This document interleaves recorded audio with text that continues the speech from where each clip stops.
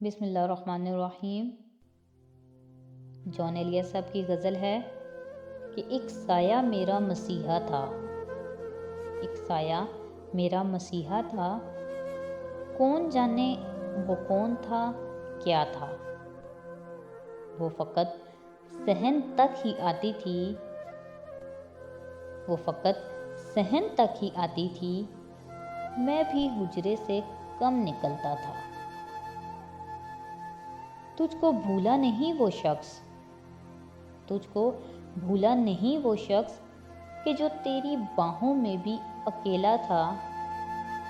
जानलेवा थी ख्वाहिशें वरना, जानलेवा थी ख्वाहिशें वरना, वसल से इंतज़ार अच्छा था। बात तो दिल शिकन है पर यारो,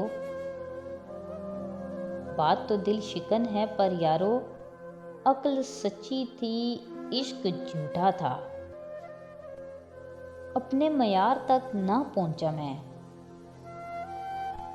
अपने मयार तक ना पहुंचा मैं, मुझको खुद पर बड़ा भरोसा था।